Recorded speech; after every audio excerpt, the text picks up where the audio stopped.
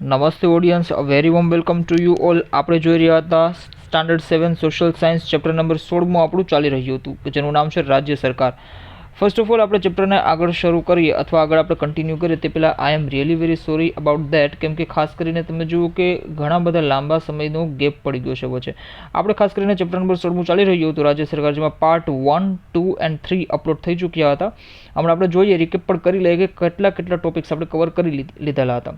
ખાસ કરીને હવે આપણે સ્ટેટ લેજિસ્લેચર, ખાસ કરીને જેને કહી શકાશે રાજ્યની અદાલતો વાળો ટોપિક જે છે એ ત્યાં આપણે પહોંચ્યા હતા.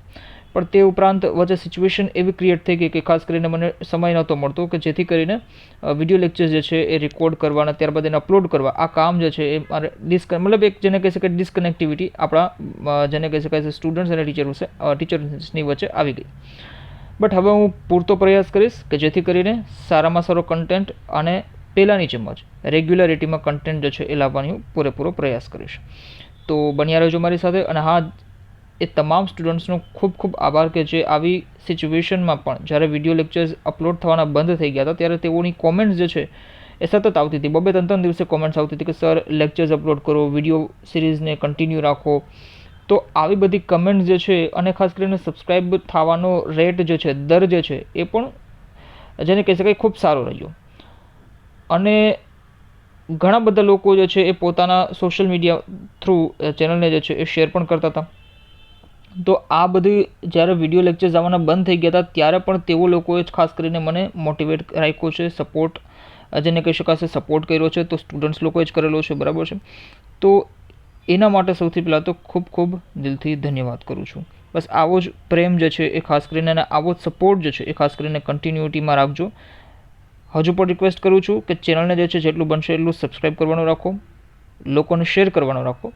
કમેન્ટ જે છે એ હવે તો ધીમે ધીમે આવવા માંડી છે, પણ તેમ છતાં કમેન્ટ્સ જે છે એ હજુ પણ વધારેમાં વધારે કમેન્ટ્સ કરો, શેર કરો અને ચેનલને સબસ્ક્રાઈબ કરો.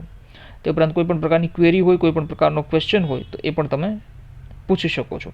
પરંતુ ખાસ કરીને કહું છું, મેલ આઈડીનું પણ મેન્શન કરેલું છે ચેનલમાં, તમે જોઈ શકો છો.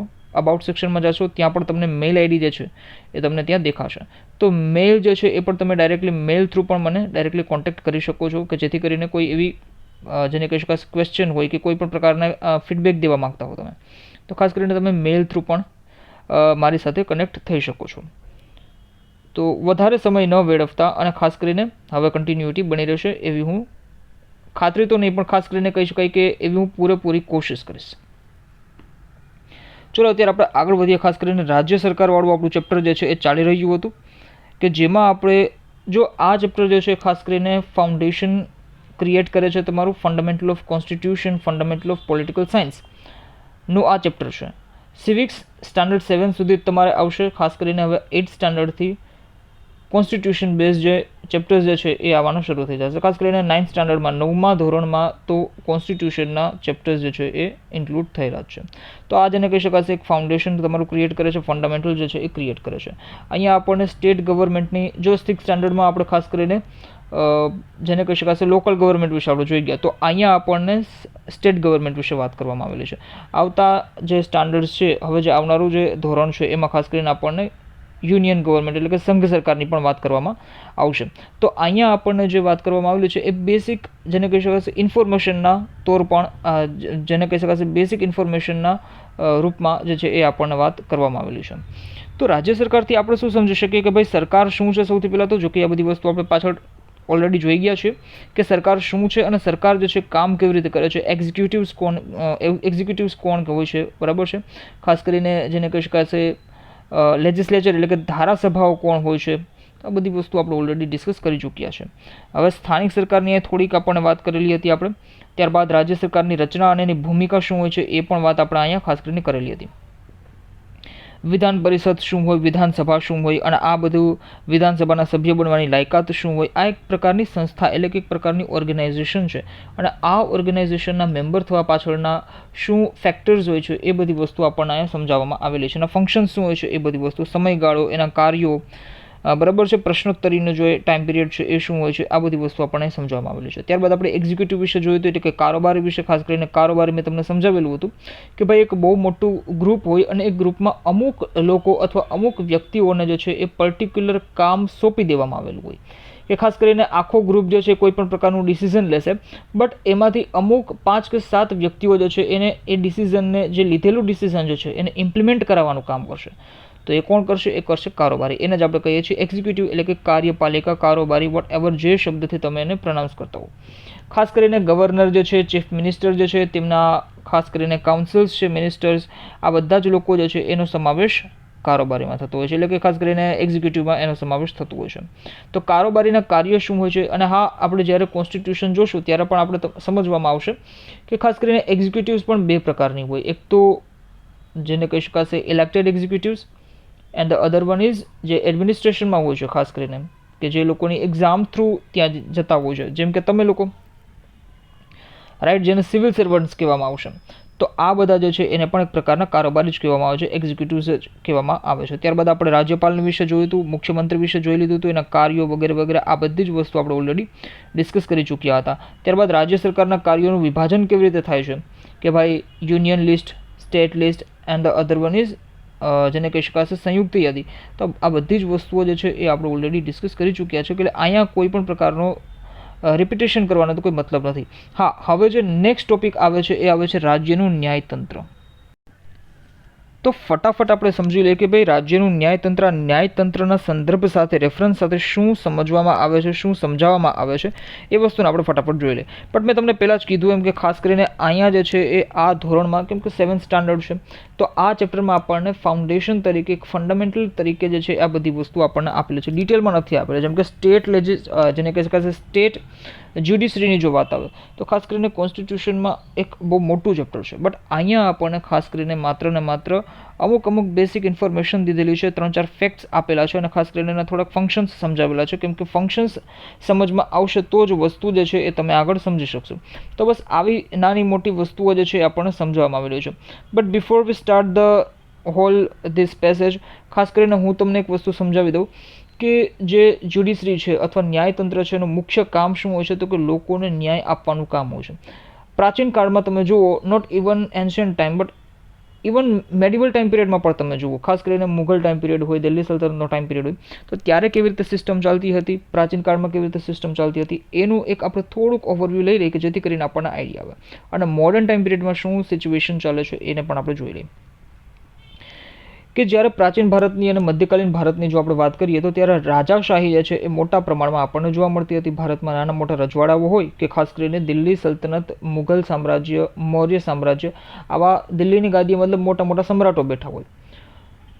સિચ્યુએશન કેવી રીતે હોય છે? ખાસ કરીને તમે જુઓ કે રાજા જે છે એ પોતે જ, જેને કહી શકાશે લો મેકિંગ પણ પોતે જ કરશે, એક્ઝિક્યુટિવ એટલે કે એ લોને ઇમ્પ્લિમેન્ટ કરવાનું કામ પણ પોતે જ કરશે, રાજા પોતે જ કરશે. અને ખાસ કરીને જો એ લોનું પાલન નથી થતું, એ કાયદાનું પાલન નથી થતું કોઈ પણ નાગરિક દ્વારા, તો ખાસ કરીને એને સજા આપવાનું એટલે કે દંડ આપવાનું કામ પણ કોણ કરશે? તો કે રાજા પોતે જ કરશે.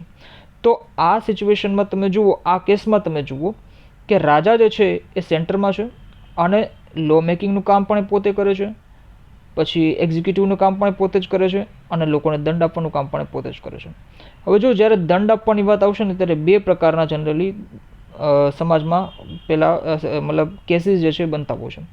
કાં તો સિવિલ કેસ બનતા હોય છે અને કાં તો ક્રિમિનલ કેસ બનતા હોય છે. સિવિલ કેસ એટલે શું? તો કે સર ક્રિમિનલ કેસ એટલે શું? તો કે ખાસ કરીને ફોજદારી, કે જેને કહેવાશે કે ચોરી કરવી, લૂંટફાટ કરવી, બરાબર છે, આ બધી જે વસ્તુઓ છે એને આપણે શું કહેશું? ક્રાઇમમાં ગણશું એને. પણ ત્યારે દીવાની એટલે શું? તો કે કોઈ પણ જમીન હોય, મકાન હોય કે સંપત્તિ વિવાદ હોય, ડિસ્પ્યુટ્સ ચાલતા હોય. ઇવન ઘણી વખત આપણે જોઈએ કે ખાસ કરીને એગ્રીકલ્ચરલ લેન્ડ હોય મોટી, તો એમાં શું હોય છે? મોટું મતલબ ખેતીનો જે કૃષિ યોગ્ય જે જમીન છે, તો લોકો 2 ભાઈઓ અથવા 3 ભાઈઓ વચ્ચે ઝઘડા પણ, ડિસ્પ્યુટ્સ પણ થતા હોય છે, અથવા તો પાડોશીની વચ્ચે પણ જે છે ડિસ્પ્યુટ્સ એટલે કે વિવાદો થતા હોય છે. તો આ બધી વસ્તુઓ જે છે એ બધું દીવાની કેસમાં આવશે. હવે રાજા જે છે એ પોતે જ કાયદાઓ ઘડશે, કાયદાઓને ઇમ્પ્લિમેન્ટ પણ કરાવશે, અને જો કાયદાઓનું પાલન નહીં થાય અથવા તો લોકો વચ્ચે વિવાદ કોઈ પણ પ્રકારનો સર્જાશે અથવા તો બીજી ત્રીજી કોઈ પણ પ્રકારની સમસ્યાઓ આવશે કે ક્રાઇમ થશે, તો એને દંડ આપવાનું કામ પણ રાજા પોતે જ કરશે. તો આ બધી જે વસ્તુઓ જે છે એ પ્રાચીન કાળમાં આવી બધી બનતું હોય છે. મધ્યકાલીન ભારતમાં પણ આ જ રીતે બનતી હતી સિચ્યુએશન, વસ્તુઓ. હવે જ્યારે આપણે મોડર્ન ટાઈમ પિરિયડની વાત કરીએ એટલે કે આધુનિક ભારતની જો આપણે વાત કરીએ તો સિસ્ટમ કેવી રીતે આવી? તો કે ખાસ કરીને આપણે જે કંઈ પણ સિસ્ટમ ફોલો કરીએ છીએ એમાંથી નોટ 100% બટ ઓલમોસ્ટ સિસ્ટમ જે છે એ બ્રિટિશર્સની જ આપણે ફોલો કરીએ છીએ. હવે જ્યારે બ્રિટિશર્સ આપણા ઇન્ડિયામાં આવ્યા એટલે કે ભારતમાં આવ્યા તો તેઓએ ખાસ કરીને આ ન્યાયતંત્રની અલગ અલગ જેને કહી શકાશે કે ભાઈ કાયદા ઘડવાનું કામ અલગ, કાયદાઓને ઇમ્પ્લિમેન્ટ એટલે કે જેને કહી શકાશે લોકો ઉપર થોપવાનું કામ એ પણ અલગ, અને ખાસ કરીને ન્યાયતંત્ર તરીકેનું કામ પણ એક અલગ ઓર્ગેનાઇઝેશન કરશે એવું અંગ્રેજ સરકારે અહીંયા એક સ્ટ્રક્ચર બનાવ્યું જેને કહી શકાશે પોલિટિકલ સ્ટ્રક્ચર. બરાબર, જ્યારે આપણે કોન્સ્ટિટ્યુશનમાં પોલિટિકલ ફોર્મેશન જોશું ભારતનું ત્યારે અને ખાસ કરીને અલગ અલગ ઓર્ગેનાઇઝેશન વિશે જોશું અને જેમાં ખાસ કરીને અલગ અલગ એક્ટ વિશે જોશું. 1773 ટુ 1947ની વચ્ચે કેટલા બધા એક્ટ્સ આવી ગયા. તો આ એક્ટ્સમાં જ્યારે 1773નો એક્ટ આપણે જોશું તો એમાં જ સૌથી પહેલું આપણને આપવામાં આવશે કે સુપ્રીમ કોર્ટની એસ્ટેબ્લિશમેન્ટ, સ્થાપના. તો આ બધી વસ્તુઓ ક્યાંથી આવે છે તો કે ખાસ કરીને ન્યાયતંત્રને સંલગ્ન છે આ બધી વસ્તુઓ. તો હવે જ્યારે આપણે રાજ્યનું ન્યાયતંત્ર જોવાનું છે, કેમ કે અહીંયા આપણને એક જેને કહી શકાશે મેં તમને પહેલાં જ કીધું એમ કે ફાઉન્ડેશન તમારું ક્રિએટ કરેલો છે એટલે કે ફંડામેન્ટલ ઓફ કોન્સ્ટિટ્યુશન અહીંયા આપણે જોવાનું છે. તો હવે ખાસ કરીને અહીંયા શું તમને સમજાવવા માંગે છે કે સુપ્રીમ કોર્ટ તો છે જ ભારતની, બરાબર છે, પણ સુપ્રીમ કોર્ટની નીચે પણ એટલે કે ખાસ કરીને તમે જુઓ કે દરેક રાજ્યમાં એક હાઈકોર્ટ આપેલી છે કે જેને આપણે ગુજરાતીમાં શું કહેતા હોય છે વડી અદાલત. આ વડી અદાલત એટલે બીજું કંઈ નહીં, હાઈકોર્ટ જ છે, રાઈટ. પછી ખાસ કરીને એના સબ ઓર્ડિનેટમાં તમે જોવા જાઓ તો ડિસ્ટ્રિક્ટ કોર્ટ, રાઈટ, અને અલગ અલગ જેને કહી શકાશે તાલુકા કોર્ટ. તો આ બધી વસ્તુઓ જે છે એ આની અંડરમાં આવતું હોય છે. હમણાં એક વર્ડ આવશે કે ભાઈ ખાસ કરીને રેકોર્ડ્સની જે નઝીરી અદાલતની જે વાત આવે છે, બરાબર છે, કોર્ટ ઓફ રેકોર્ડ્સ. તો આ વસ્તુ જે છે એ પણ આના માટે લાગુ પડે છે, હાઈકોર્ટ માટે. તો અહીંયા આપણને એક બેસિક એક જેને કહી શકાશે કોન્સેપ્ટ ક્લિયર કરેલો છે, 3-4 ફેક્ટ્સ પણ આપેલા છે. હમણાં આપણે જોઈએ કે શું ફેક્ટ્સ આપેલા છે. તો આ બધી વસ્તુઓ જે છે એ આપણને સમજાયેલી છે. મતલબ કહેવાનો મારો મતલબ શું છે, હવે તમને થોડુંક ઓપનલી સમજાવું કે પહેલાંના ટાઈમ પિરિયડમાં પ્રાચીન ભારત હોય કે મધ્યકાલીન ભારત હોય ત્યારે રાજા જે છે એ જ તમામ વસ્તુઓનું કામ કરતા. જ્યારથી અંગ્રેજીની સિસ્ટમ ભારતમાં આવી એટલે કે બ્રિટિશર્સ ઇન્ડિયામાં આવ્યા અને એમને જે પોલિટિકલ સ્ટ્રક્ચર આખું બદલાવ્યું ભારતનું, at not only political structure but administrative structure પણ એને બદલાવ્યું. તો આમાં શું કર્યું એ લોકોએ કે ભાઈ ધારાસભાને અલગ રાખી દીધા એટલે કે કાયદાઓ ઘડવાનું કામ પણ કોઈ અલગ વ્યક્તિઓ કરશે. ત્યારબાદ એ કાયદાઓને ઇમ્પ્લિમેન્ટ કરવાનું કામ તો એ પણ કોઈ અલગ વ્યક્તિઓનું ગ્રુપ કરશે, અને ખાસ કરીને ન્યાયતંત્રનું કામ તો એ પણ કોઈ અલગ વ્યક્તિઓ કરશે. હવે આપણને પ્રશ્ન થાય કે આવું શું કામ? પહેલાંના ટાઈમ પિરિયડમાં રાજા જ બધું કરતા, હવેના ટાઈમ પિરિયડમાં કેમ આ રીતે અલગ અલગ? તો આના પાછળનો પણ ઘણા બધા ફેક્ટર્સ છે, કારણ છે. ખાસ કરીને એક કારણ જો હું તમને સમજાવું તો જેનાથી શું થશે કે પાવર ઓફ સેપરેશન જે છે એ જળવાઈ રહેશે. એટલે કહેવાનો મારો મતલબ શું છે કે ખાસ કરીને તમામ લોકો જે છે એ પોતાના કામમાં પૂરતું ધ્યાન દેશે અને બીજાના કામમાં દખલઅંદાજી ઇન્ટરફિયરન્સ નહીં કરી શકે. બીજી વસ્તુ એમ પણ આપણે સમજી શકીએ કે ખાસ કરીને કામ આ રીતે ડિવાઈડ કરી દીધા તો લોકો જે છે એ મતલબ લોકો ઇન ધ સેન્સ કે એક્ઝિક્યુટિવ જે છે એ લેજિસ્લેચર ઉપર, લેજિસ્લેચર એક્ઝિક્યુટિવ ઉપર, એન્ડ જ્યુડિશરી જે છે એ બંને એક્ઝિક્યુટિવ એન્ડ લેજિસ્લેચર બંને ઉપર જે છે ધ્યાન રાખી શકશે કે જેથી કરીને, કેમ કે જ્યુડિશરી ન્યાયતંત્રનું કામ શું છે? ન્યાય આપવાનું કામ છે. હવે જ્યારે રક્ષક જ ભક્ષક બની જશે, કહાવત છે ને, ખાસ કરીને કાયદા બનાવવાવાળો જ જે છે ભક્ષક હશે તો એ શું ન્યાય કરશે? તો આના કારણે શું કરવામાં આવેલું છે કે ભાઈ ખાસ કરીને ન્યાયતંત્ર જે છે એને અલગ બનાવી દેવામાં આવેલું છે કે જેથી કરીને કાયદા બનાવવા ટાઈમે અથવા કાયદાઓનું ઇમ્પ્લિમેન્ટ કરવા ટાઈમે કોઈ પણ પ્રકારની જો અનકોન્સ્ટિટ્યુશનલ વસ્તુઓ થાય તો જેથી ન્યાયતંત્ર જે છે એ પૂરેપૂરું એના ઉપર ધ્યાન દઈ શકે. તો આ રીતે જે છે એ ખાસ કરીને બેસિક કોન્સેપ્ટ આપણે અહીં ખાલી સમજવાનો છે, બાકી ડિટેલમાં આપણે જ્યારે કોન્સ્ટિટ્યુશન કરશું ત્યારે આપણે સમજવાનું છે. હવે રાજ્યનું ન્યાયતંત્રના સંદર્ભ સાથે શું અહીંયા આપણને સમજાવવામાં આવેલું છે તો કે ભાઈ ભારતના દરેક રાજ્યને એક વડી અદાલત એટલે કે હાઈકોર્ટ છે. હવે જો આમાં પણ એક વસ્તુ યાદ રાખજો કે તમામ રાજ્યને હાઈકોર્ટ આપેલી છે, બરાબર છે, પણ ખાસ કરીને એવું જરૂરી નથી કે તમામ રાજ્યને સિંગલ હાઈકોર્ટ જ હોય.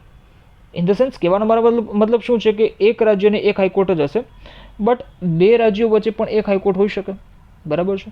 એટલે એવું કોઈ પણ પ્રકારનું જરૂરી નથી કે ભાઈ ગુજરાતને માનો એક કલ્પના કરીએ કે ગુજરાતને હાઈકોર્ટ નથી તો મહારાષ્ટ્રમાં મુંબઈમાં જે છે એ મહારાષ્ટ્રની હાઈકોર્ટ છે તો મહારાષ્ટ્રની હાઈકોર્ટ જે છે એ ગુજરાતની હાઈકોર્ટનો ચાર્જ પણ સંભાળી શકે છે. અગર જો ગુજરાતમાં હાઈકોર્ટ એસ્ટાબ્લિશમેન્ટ નથી કરેલું તો અત્યારે ભારતમાં જે છે આવા કન્ડિશન છે કે 2 રાજ્યો અથવા 2 થી વધારે રાજ્યો વચ્ચે એક હાઈકોર્ટ હોઈ શકે. કહેવાનો મારો મતલબ શું છે કે 2 રાજ્યો અથવા 2 થી વધારે રાજ્યો વચ્ચે એક હાઈકોર્ટ હોઈ શકે. એટલે ખાસ કરીને એવું પણ બની શકે કે ભારતના 28 રાજ્યો અત્યારે વર્તમાનમાં હોય તો 28 રાજ્યો વચ્ચે એક જ હાઈકોર્ટ હોઈ શકે. આ વસ્તુ પણ પોસિબિલિટીઝ છે. જો કે કોન્સ્ટિટ્યુશનમાં વસ્તુને આપણે બંધારણમાં વસ્તુને આપણે ડિટેલમાં સમજશું. બરાબર છે. ગુજરાતની જો ફેક્ટને એક જેને કહી શકાશે 3-4 ફેક્ટ આપેલા છે કે ગુજરાતમાં વડી અદાલતની સ્થાપના 1 મે 1960માં થઈ હતી, જે આપણે યાદ રાખવાનું છે. ગુજરાતની વડી અદાલત અમદાવાદમાં આવેલી છે. વડી અદાલતના મુખ્ય ન્યાયાધીશની નિમણૂક ખાસ કરીને એનું અપોઇન્ટમેન્ટ કોણ કરતા હોય છે તો કે રાષ્ટ્રપતિ અને સર્વોચ્ચ અદાલતના ન્યાયાધીશની સલાહ મુજબ કરશે. એટલે રાષ્ટ્રપતિ પ્રેસિડેન્ટ જે છે એ ખાસ કરીને પોતાની પાસે વીટો પાવર નથી કે ખાસ કરીને કોઈ પણને એ બેસાડી દેશે. રાષ્ટ્રપતિ પોતે જે છે એ સર્વોચ્ચ અદાલતના ન્યાયાધીશ જે છે એટલે કે ચીફ જસ્ટિસ જેને કહેવાશે એની સલાહ એની એડવાઇસ લેશે અને એના મુજબ જે છે ખાસ કરીને કામ કરશે. હવે થોડાક અહીં આપણને ફંક્શન્સ સમજાવવામાં આવેલા છે એટલે કે કાર્યો જે છે એ સમજાવવામાં આવેલા છે. તો કે જો આપણને એમ તો આઈડિયા છે જ કે ભાઈ ન્યાયતંત્ર અથવા ન્યાયાધીશ એ શું કામ કરતા હોય તો કે ખાસ કરીને લોકોના રાઇટ્સ, લોકોના જેને કહી શકાશે લોકોની જે સુખાકારી છે એને પ્રોટેક્ટ કરવાનું કામ કરશે, એને જતન કરવાનું કામ કરશે. તો આ બધી વસ્તુઓ જે છે એ કોણ કરશે તો કે ન્યાયતંત્ર અથવા તો જેને કહી શકાશે જ્યુડિશરી કરશે. હવે એક રીતે તમે જોવા જાઓ તો ન્યાયતંત્ર એ તો ન્યાયતંત્ર જ છે. જ્યારે સુપ્રીમ કોર્ટ હોય, હાઈકોર્ટ હોય કે ડિસ્ટ્રિક્ટ કોર્ટ હોય, બટ એ ન્યાયતંત્ર એ તો ન્યાયતંત્ર જ છે. તો ન્યાયતંત્રના જનરલ જે ફંક્શન્સ છે એ તો એક જેવા રહેશે, બટ સ્પેસિફાઈડ ફંક્શન્સ જે છે એ ફરી જશે. મતલબ કહેવાનો મારો મતલબ શું છે કે ભાઈ સુપ્રીમ કોર્ટ છે તો અમુક કાર્ય સુપ્રીમ કોર્ટનું જ છે, અમુક કેસીસમાં સુપ્રીમ કોર્ટ જ જે છે એ ઇન્ટરફિયર કરી શકશે. તો એ બધી વસ્તુઓ જે છે સુપ્રીમ કોર્ટની અંડરમાં આવશે. અમુક પર્ટિક્યુલર કામ જે છે એ હાઈકોર્ટ મતલબ રાજ્ય માટેના બરાબર છે એ હાઈકોર્ટ કરશે. તો એ વસ્તુ જે છે એ હાઈકોર્ટનું જ કામ છે. પણ હવે નાગરિકોના હકોનું રક્ષણ કરવું, જતન કરવું, આ બધી વસ્તુઓ જે છે એ ખાસ કરીને તમામ કોર્ટને લાગુ પડતી હોય છે. ભારતની જેટલી પણ કોર્ટ છે including supreme court, apex court, એને પણ આ વસ્તુ લાગુ પડશે. હવે નાગરિકોના અપીલનો નિકાલ કરવો, આ કેવા શું માંગે છે. ખાસ કરીને તમે જુઓ કે અપીલ બરાબર છે એટલે કહેવાનો મારો મતલબ શું છે કે ડિસ્ટ્રિક્ટ કોર્ટમાંથી જ્યારે ડિસ્ટ્રિક્ટ કોર્ટમાં કોઈ પણ ચુકાદો આવ્યો હોય એટલે કે કોઈ પણ નિર્ણય લેવાયો હોય, વ્યક્તિને પસંદ નથી કે ભાઈ ડિસ્ટ્રિક્ટ કોર્ટનો નિર્ણય જે છે એમને પસંદ નથી તો એ અપીલ લઈને ક્યાં જશે, ખાસ કરીને ક્યાં અપીલ કરી શકશે તો કે હાઈકોર્ટમાં કરી શકશે. એટલે હાઈકોર્ટ જે છે શું કરશે તો કે આ અપીલનો નિકાલ કરશે. નિકાલ બે રીતે થઈ શકશે, કાં તો ડિસિઝન દેશે અને અથવા તો અમુક વખત એવી સિચ્યુએશન ક્રિએટ થઈ જાય કે ખાસ કરીને ડિસિઝન લેવા માટે અમુક કેસ એવા હોય કે ડિસિઝન લેવા માટે હાઈકોર્ટ જે છે સુટેબલ નથી તો એ અપીલને જે છે સુપ્રીમ કોર્ટમાં પહોંચાડી દેશે. તો આ રીતે જે છે ખાસ કરીને અપીલનો જે છે નિકાલ કરવો.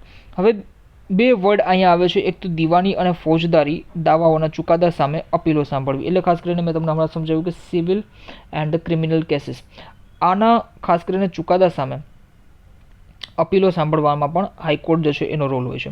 ત્યારબાદ કાયદા અને વ્યવસ્થાનું રક્ષણ કરવું, જે રીતે મેં તમને કીધું એમ કે લો એન્ડ ઓર્ડર જે છે મેન્ટેન રાખવા. ખાસ કરીને કેવી રીતે તો કે જે સરકાર, રાજ્ય સરકાર જે છે કોઈ પણ પ્રકારના કાયદાઓ કરશે, નોટ ઇવન રાજ્ય સરકાર બટ ભારત સરકાર પણ, તો કોઈ પણ પ્રકારના કાયદાઓ કરશે તો અને એની જે વ્યવસ્થા છે એનું રક્ષણ કરવાનું કામ પણ જે છે એ હાઈકોર્ટનું છે, પર્ટિક્યુલર પોતાના રાજ્ય માટે. હવે જ્યારે હાઈકોર્ટ જે છે એ કોર્ટ ઓફ રેકોર્ડ્સ તરીકેની ફરજ બજાવે છે. એટલે કહેવાનો મતલબ શું છે અહીંયા કે ખાસ કરીને તમે જુઓ કે જે કોઈ પણ કોર્ટ છે, માની લો કે ડિસ્ટ્રિક્ટ કોર્ટ છે, તો ડિસ્ટ્રિક્ટ કોર્ટમાં ઘણી બધી વસ્તુઓ એવી હશે કે જે હાઈકોર્ટના રેફરન્સથી ચાલતી હશે. એટલે હાઈકોર્ટ જે છે એ ખાસ કરીને કોઈ પણ ડિસિઝન લેશે તો એનો રેકોર્ડ જે છે એ ખાસ કરીને માનવો પડશે ડિસ્ટ્રિક્ટ કોર્ટને. તો આ રીતે કોર્ટ ઓફ રેકોર્ડ્સ તરીકેનું કામ પણ જે છે એ હાઈકોર્ટ કરે છે. હવે જાહેર હિતની અરજીઓનો નિકાલ કરે છે, જેને કહી શકાશે પબ્લિક ઇન્ટરેસ્ટ લિટિગેશન, PIL. તો આ વસ્તુ શું છે એ આપણે કોન્સ્ટિટ્યુશનમાં જે છે એ ડિટેલમાં જોશું, એટલે કે બંધારણમાં આપણે ડિટેલમાં જોશું. પણ અત્યારે ખાલી એટલું યાદ રાખી લો કે જાહેર હિતની અરજીઓ જે છે એનો નિકાલ કરે. જાહેર હિતની અરજીઓ એટલે કે ઓલ ઓવર પબ્લિકને લાગુ પડતી હોય. જાહેરનો મતલબ થાય છે કે આખા તમામ જે મતલબ રાજ્ય હોય કે જિલ્લો હોય બરાબર છે, તમામની કોઈ પણ એવી અરજી હોય કે જે તમામના હિતમાં હોય તે બી અરજીઓનો નિકાલ કરે છે. એને એવા કેસીસને જે છે એ સોલ્વ કરવાનું કામ પણ હાઈકોર્ટ કરે છે. બાકી PIL વિશે આપણે ડિટેલમાં જોશું બરાબર છે કે વસ્તુ શું છે. હવે વડી અદાલતના ન્યાયાધીશો રાજ્યપાલ સમક્ષ પોતાના કાર્ય માટે પ્રતિજ્ઞા લે છે. આ વસ્તુ એક ફેક્ટ છે, યાદ રાખી લેવાની છે કે ભાઈ હાઈકોર્ટ જે છે એના ચીફ જસ્ટિસની વાત કરીએ અને ખાસ કરીને અલગ જે જસ્ટિસ છે એની આપણે વાત કરીએ તો રાજ્યપાલ સમક્ષ પોતાના કાર્ય માટે જે છે પ્રતિજ્ઞા લેશે. હવે વડી અદાલતમાં સામાન્ય રીતે વકીલો જે છે એ જ દલીલો કરે છે, કેમ કે મતલબ જરૂર જણાય તો ખાસ કરીને આરોપીને ફરિયાદીને બોલાવવામાં આવતા હોય છે. બીજું કે ભાઈ દરેક જિલ્લામાં ફોજદારી અદાલત હોય છે. ચોરી લૂંટફાટ અહીંયા આપણને આપેલું છે, બરાબર છે. ચોરી લૂંટફાટ મારામારી ખૂન શારીરિક ઈજા કે ઝઘડાનો વિવાદ ફોજદારી વિવાદ ગણાય છે. હવે જમીન મકાન કે સંપત્તિનો વિવાદ જે છે એ દીવાની વિવાદ ગણાય છે, બરાબર છે. પોલીસને ગુનાની પ્રથમ જાણ થાય ત્યારે પોલીસ સ્ટેશનમાં FIR એટલે કે ફર્સ્ટ ઇન્ફોર્મેશન રિપોર્ટ નોંધે છે. અદાલતોના ભારણને ઘટાડવા રાજ્યોમાં લોક અદાલતો પણ કાર્યરત છે. હવે આ લોક અદાલત શું છે ને એના વિશે પણ આપણે ડિટેલમાં ખાસ કરીને 9th સ્ટાન્ડર્ડમાં પણ બતાવવામાં આવેલું છે, પણ બંધારણમાં પણ આપણે ડિટેલમાં જશું કે લોક અદાલત જે છે એ જનરલી શું હોય છે કે ખાસ કરીને ફ્રી હોય છે, ફ્રી ઓફ કોસ્ટ, કેમ કે એમાં અલગ અલગ પક્ષની દલીલોને સાંભળવામાં આવે છે અને ખાસ કરીને જેમ ઘરમાં કોઈ એક વડીલ જે છે એ ડિસિઝન લેતા હોય છે, બસ એવી જ રીતે અહીં ડિસિઝન લેવાનું હોય છે. અને ખાસ કરીને કોઈને સજા ફટકારવામાં નથી આવતી કે ફલાણા વ્યક્તિને સજા થઈ અને ફલાણા વ્યક્તિ જીતી ગયા. હાર જીતનો લોક અદાલતમાં કોઈ સ્કોપ જ નથી, કેમ કે કોઈ હારતું નથી ને કોઈ જીતતું નથી. ત્યાં માત્ર ને માત્ર વિવાદ જે છે એને સાંભળવામાં આવે છે અને વિવાદનું સોલ્યુશન દેવામાં આવે છે અને બંનેની સંમતિ કરાવવામાં આવે છે, જેને કહી શકાશે એટલે જ ફ્રી ઓફ કોસ્ટ છે, બરાબર છે. પણ લોક અદાલત વિશે આપણે ડિટેલમાં જોશું. અત્યારે લોક અદાલત વિશે મેં તમને જેટલું કીધું એટલું તમે યાદ રાખી શકો છો અને સમજી શકો છો. તો અહીંયા સુધી આપણને રાજ્યની જે મતલબ માહિતી જે છે ખાસ કરીને રાજ્યની કોર્ટની, તો એ વસ્તુ જે છે એ અહીંયા આપણને પૂરી થાય છે, સમજાવવામાં આવેલી છે.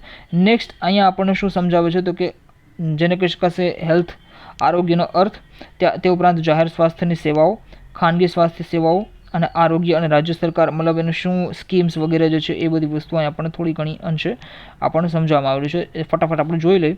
ખાસ કરીને મેં તમને પહેલાં જ કીધું એમ કે ભાઈ આરોગ્યનો અર્થ તો અહીંયા આપણને બાયોલોજિકલ ટર્મ્સમાં હેલ્થનો મિનિંગ નથી આપણને સમજાવવામાં આવેલો. અહીંયા આપણને સિવિક્સ અથવા તો સોશિયલ સાયન્સના ટર્મ્સમાં જે છે એ આરોગ્યનો શું અર્થ થાય છે એ આપણને સમજાવવામાં આવેલો છે. જો કે જોઈએ આપણે કે ભાઈ આરોગ્યને સ્વાસ્થ્ય કે તંદુરસ્તી કહે છે. આરોગ્ય એટલે કે શારીરિક, માનસિક, સામાજિક અને આધ્યાત્મિક ક્ષેમ એટલે કે સુખાકારીની સંપૂર્ણ અવસ્થા. હવે જો આરોગ્ય એટલે કે હેલ્થ એટલે આપણે જનરલી શું જોતા હોય છે તો કે કોઈ એક વ્યક્તિ છે પર્ટિક્યુલરલી તો એ સારી રીતે ચાલી શકે છે, સારી રીતે બોલી શકે છે અને ખાસ કરીને સારી રીતે કામ કરી શકે છે, તો મતલબ હેલ્ધી છે વ્યક્તિ. પણ એવું નથી હોતું.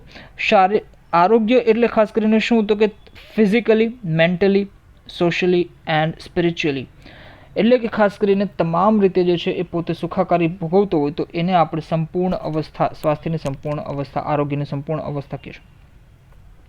હવે આરોગ્યનો અર્થ અહીંયા શું કામ સમજવો જરૂરી છે, કેમ કે રાજ્ય એટલે કે સરકારની જવાબદારી છે ખાસ કરીને કે પોતાના રાજ્યના લોકો જે છે એ પોતાના દેશના લોકો જે છે, પોતાના નાગરિકો જે છે એ સારી રીતે સ્વસ્થ રહે. તમે જુઓ ખાસ કરીને પ્રાચીન ભારતના ઇતિહાસ તરફ તમે જુઓ, નજર મારો તો મૌર્યકાળમાં જુઓ સમ્રાટ અશોક અને ઇવન ચંદ્રગુપ્ત મૌર્ય, સમ્રાટ અશોક, મતલબ તમામ રાજાઓ જે છે પહેલા મૌર્ય વંશના, એ તમામને તમે જુઓ કે ખાસ કરીને ઇવન એને શિલાલેખોમાં પણ કોતરાવ્યું કે પોતાની રાજ્યમાં હેલ્થ ફેસિલિટીઝ પ્રોવાઈડ કરવા અને લોકો સારી રીતે હેલ્ધી રહે એના માટે ઘણા બધા પગલાઓ લીધા છે. તો ખાસ કરીને આ તમામ વસ્તુઓ જે છે શું આપણને બતાવવા માંગે છે કે તમામ લોકો હેલ્ધી રહે એ જવાબદારી કોની છે તો કે એ સ્ટેટની જવાબદારી છે. ખાસ કરીને તમે જુઓ કે અહીંયા સમજાવવામાં પણ આવેલું છે કે આરોગ્ય એટલે ફક્ત રોગોની ગેરહાજરી કે શારીરિક દુર્બળતા જ નહીં, આરોગ્ય શારીરિક ક્ષેમ કુશળતાની સિદ્ધિ છે. વ્યક્તિનું કૌટુંબિક અને સામાજિક જીવન ઉત્તમ બને તે માટે સૌથી પહેલાં તેનું સ્વાસ્થ્ય સારું રહે તે મહત્વનું છે. તંદુરસ્ત માનવ સંસાધનથી જ રાષ્ટ્રનો સર્વાંગીણ વિકાસ શક્ય બને છે. હવે જો એક વર્ડ આપ્યો છે માનવ સંસાધન. માનવ સંસાધનનો મતલબ શું? Human is a resource itself. ખાસ કરીને તમે જુઓ કે રિસોર્સિસ સંસાધનોવાળું ચેપ્ટર આપણે જોયું ત્યારે પણ મેં તમને સમજાવેલું હતું કે માનવ જ સંસાધન નહીં હોય તો બાકીના તમામ સંસાધન પૃથ્વી પરના એ તમામ નકામા છે. કેમ કે એનું રીઝન શું છે? કેમ કે પૃથ્વીમાં જેટલી પણ વસ્તુઓ છે ભગવાને આપેલી, કુદરતે આપેલી, નેચરે આપેલી, એ નેચરલ ફોર્મમાં છે, પણ એને સંસાધન એટલે કે રિસોર્સિસ કોણ બનાવે છે તો કે માનવ બનાવે છે.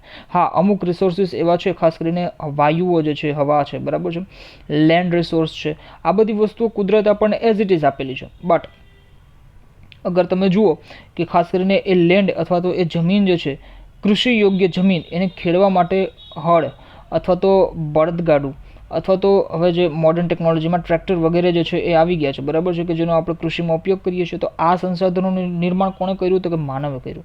માનવ પાસે બુદ્ધિ નહીં હોય તો કેવી રીતે નિર્માણ થશે? એટલે ખાસ કરીને માનવ જે છે એ પોતે પહેલાં સંશોધનો જોશે, તો જ જે છે એ અલગ અલગ સંસાધનોનો માનવ ઉપયોગ કરી શકશે. તો તંદુરસ્ત માનવ સંસાધનથી જ જે છે રાષ્ટ્રનો સર્વાંગીણ વિકાસ, સર્વાંગીણ એટલે ખાસ કરીને તમામ રીતે વિકાસ શક્ય બને છે. તો આટલા માટે જે છે અહીં આપણને હેલ્થ વિશે અને હેલ્થનો ડેફિનેશન અર્થ જે છે સમજાવવામાં આવેલો છે.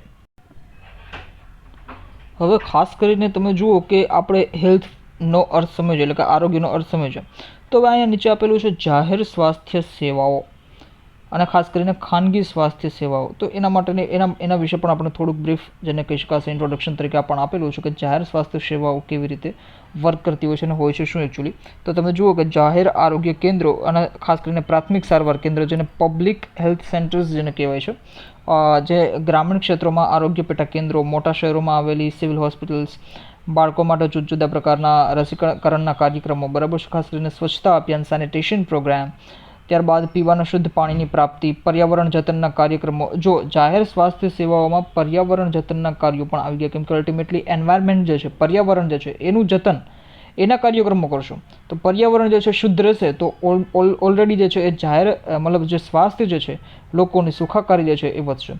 કુટુંબ કલ્યાણના કાર્યક્રમો દ્વારા જાહેર સ્વાસ્થ્ય સેવાઓ રાષ્ટ્રના નાગરિકોને પૂરી પાડવામાં આવે છે.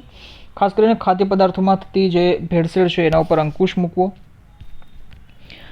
ત્યારબાદ જે નશીલી દવાઓ છે એના ઉપર નિયંત્રણ, જીવલેણ રોગો સામે રક્ષણ અને એના નિવારણના ખાસ કરીને ઉપયોગના ઉપાયોના કારણે ખાસ કરીને લોકોની સુખાકારી વધે છે.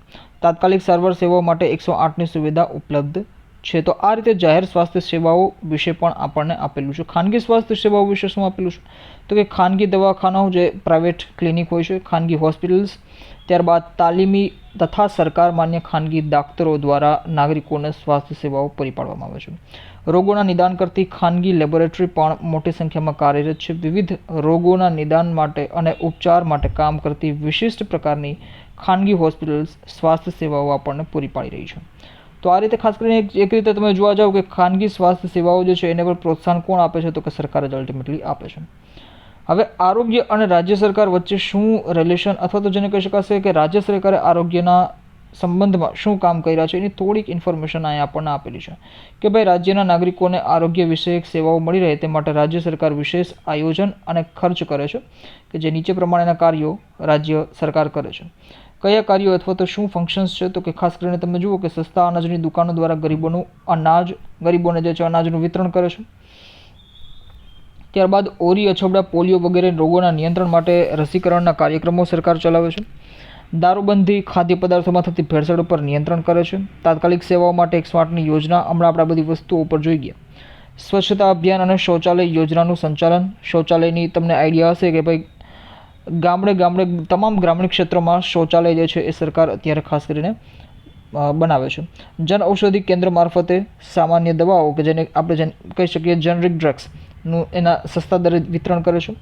મેલેરિયા, કમળો, કોઢ, અંધત્વ, મધુપ્રમેહ એટલે કે ડાયાબિટીસ, બરાબર છે, શુગર, ક્ષય એટલે કે ટીબી અને કેન્સર વગેરે રોગો પર નિયંત્રણ લાવવા આરોગ્ય સેવાઓનું આયોજન.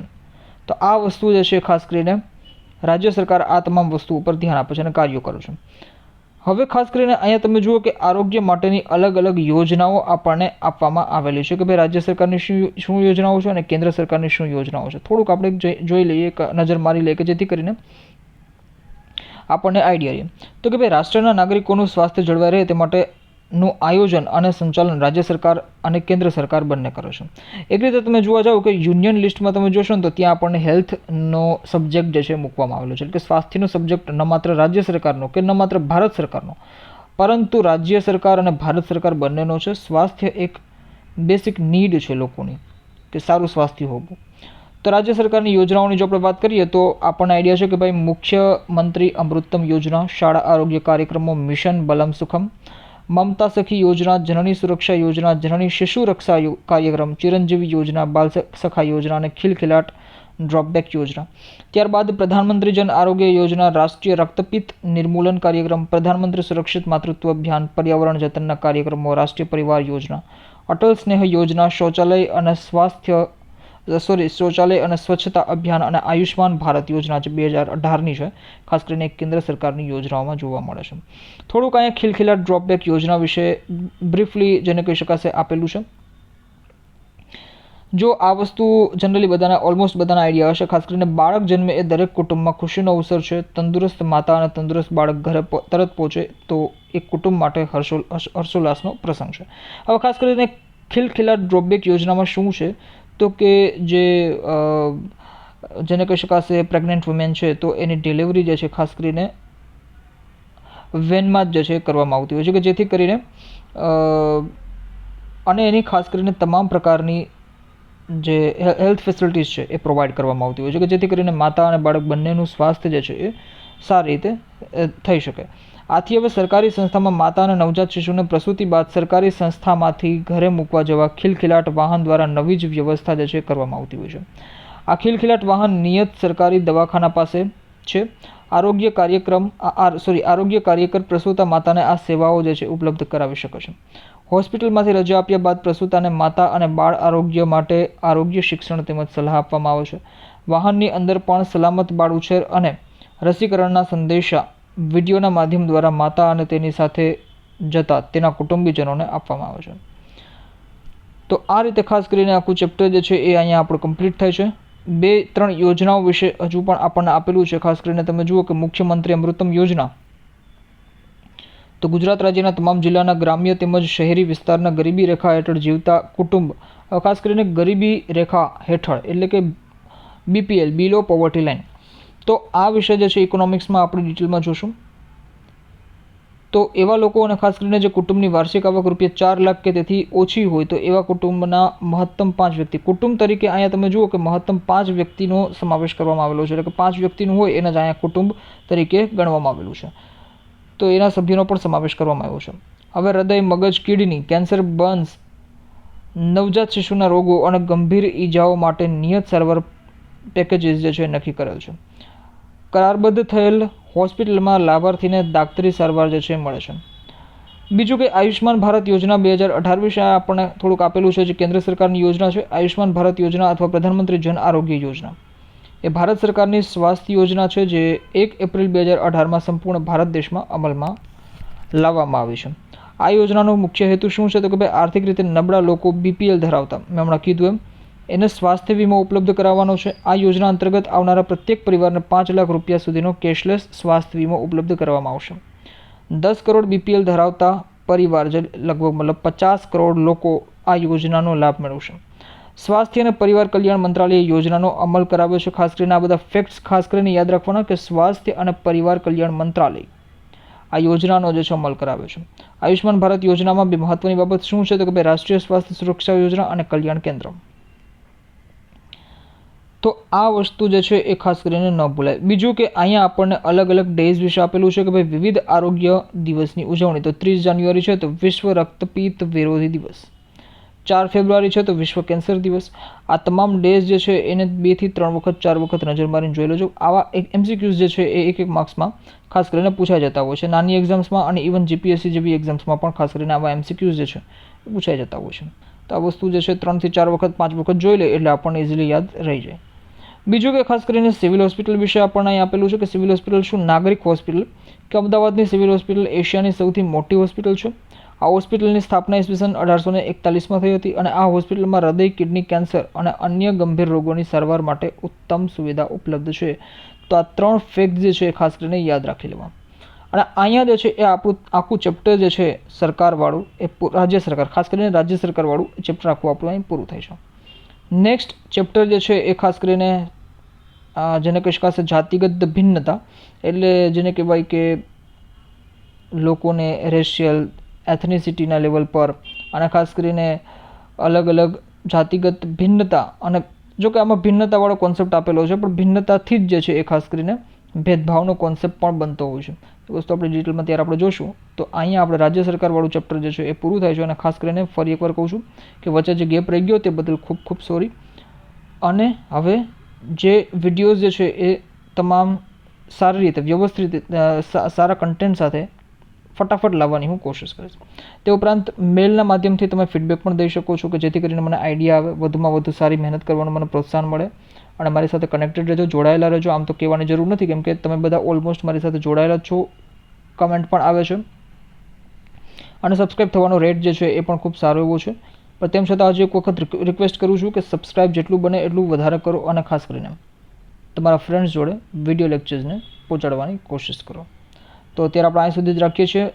મળીએ નેક્સ્ટ લેક્ચરમાં એક નવા ચેપ્ટર સાથે. Thank you so much for watching this lecture. Thank you so much મારી સાથે કનેક્ટ રહેવા બદલ. Thank you.